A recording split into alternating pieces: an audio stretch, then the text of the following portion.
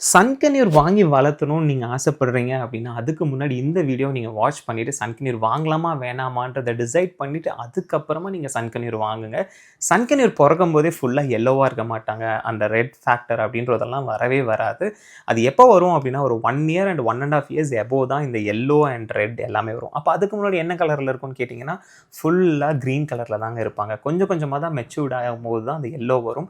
சில சன்கன்யூர் பொறக்கும்போதே அது எல்லோ டாமினன்ட்டா வரும். பட் அந்த எல்லோ டாமினன்ஸ்க்கு அதிக விலை குடுத்து வாங்க வேண்டியதா தான் கண்டிப்பா இருக்கும். அண்ட் இன்னொரு ரொம்ப ரொம்ப இம்பார்ட்டன்டான விஷயம் என்ன அப்படின்னா, நாய்ஸ் ஃபேக்டருங்க. சன்கன்யூர் வச்சிருந்தீங்கன்னா, கண்டிப்பா டெசிபிள் வந்து ஹையா தான் இருக்கும். நீங்க காதுல வந்து கேட்கறதுக்கு கண்டிப்பா கஷ்டமா இருக்கும். ஸோ அந்த அளவுக்கு சன்கன்யூர் வந்து ஒரு லவுடஸ்ட் நாய்ஸி பேர்ட்னே சொல்லலாம். இது எல்லாத்தையும் யோசிச்சுட்டு அதுக்கப்புறமா நீங்க சன்கன்யூர் வாங்குங்க. ஏன்னா ஆரம்பத்திலேயே நெறைய பேர் சன்கன்யூர் வாங்கிட்டு, இது ரொம்ப நாய்ஸியா இருக்கு, எனக்கு கத்துதுன்னு சொல்லிட்டு ரிட்டர்ன் குடுக்குறவங்களும் நெறைய பேர் இருக்கீங்க. இதெல்லாம் யோசிச்சுட்டு உங்கனால முடியும் அப்படின்னா, டெஃபினட்டா சன்கன்யூர் நீங்க வாங்கி வளர்த்தலாம்.